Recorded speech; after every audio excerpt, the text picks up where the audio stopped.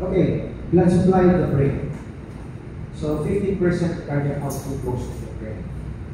And 20% of the entire oxygenated in the blood is utilized by the brain.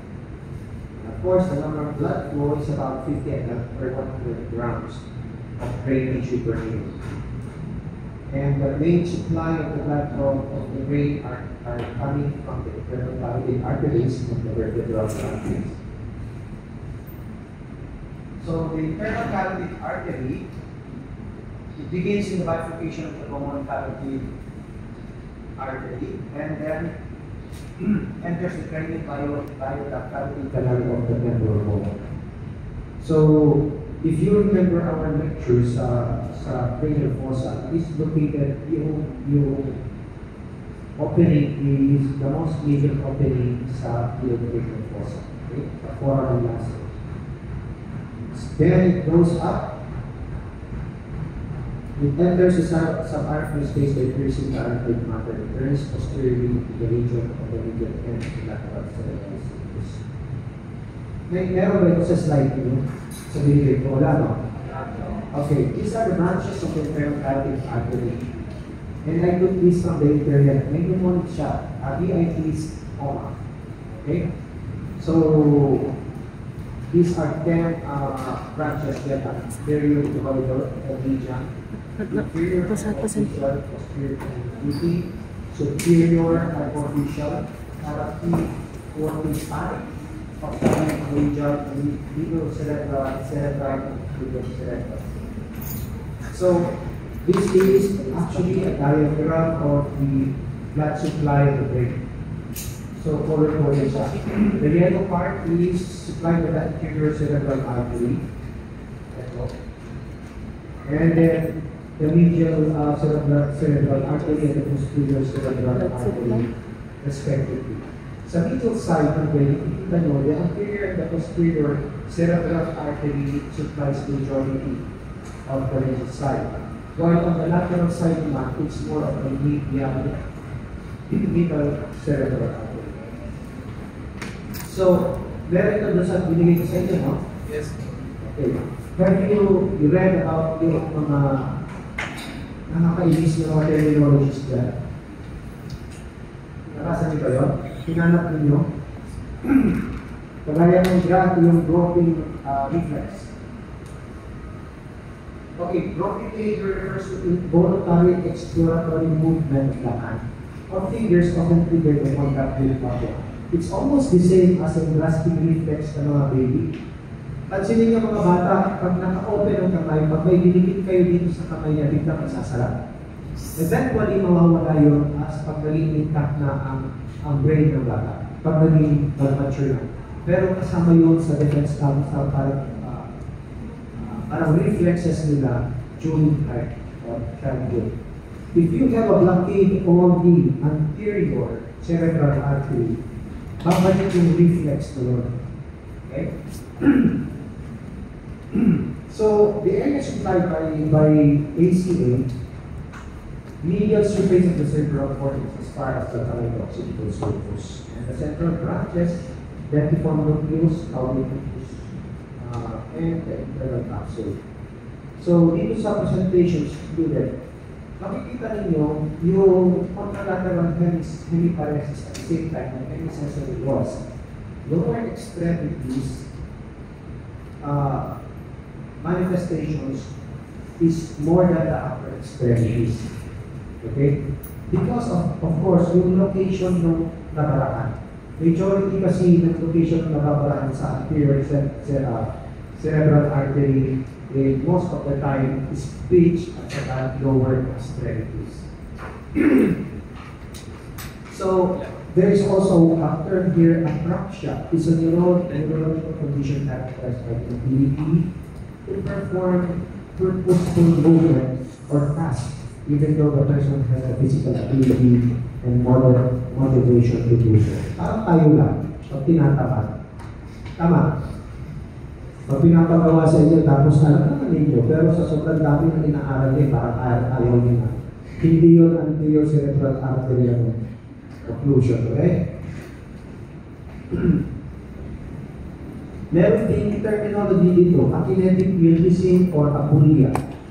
Is a neurological condition characterized by lack of motivation, initiative, or willpower to perform actions even though, masabi ko na yan, paratonia is a neurological condition characterized by involuntary muscle rigidity or resistance to movement. So, ito yung mga parang catatonic stage.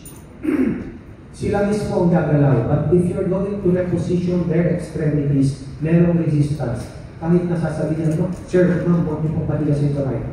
Hindi ko po pinapatigas. So, it is a manifestation of anterior cerebral artery occlusion. Okay? Don't worry, I won't be asking you this Gegenhausen paraphonia sa exam.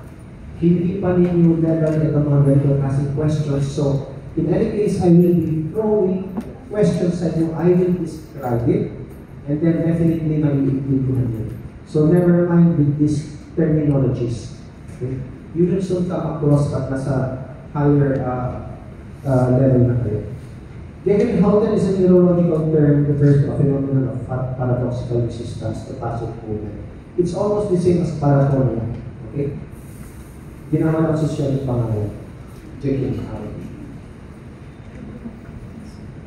Now let's go to the middle cerebral artery. It's the largest branch of internal carotid artery and site of occlusion in stroke. Okay? It is the most common site of occlusion in stroke. Area supply, yung pinakita ko kanina, majority of the lateral side of the brain is being supplied by the middle cerebral artery. The central branches supplies the lentiform nucleus, covering nuclei and internal capsule. Presentation, read it again, and then may mga terminologies, Google niya, kagaya ng homonymous, hemianopsia. Ito ang homonymous hemianopsia, the number 4, okay, at saka number 5. So, remember, kung left ang affected, right ang manifestation. It should be contralateral. Okay? Ganun din sa kabila. If it's right at affected, left ang hemianopsia natin. There's also a terminology here na sinabing anosognosia, a condition which a person is unaware or unable to recognize their own disability or impairment. So meron tayong nakikita neurological deficit, pero para sa kanya, ang alam na normal pa rin siya. So it has something to do with yung analysis niya sa kanyang functions. Okay? Apraxia, nabanggit ko na ba ito kanina? Neurological condition characterized by nasabi ko na, aprosody, neurological condition characterized by loss or impairment of the normal variation in speech, tone, rhythm, pitch. This is almost the same as yung discussed niyo before, aphasia. Okay? Agnosia is a rare neurological condition characterized by ability to recognize or interpret sensory information. Okay? It occurs when specific brain regions responsible for processing sensory information sa language. Ito yung mga pasyente na susunod ng kamay ng kaso na hindi pa rin nila alam.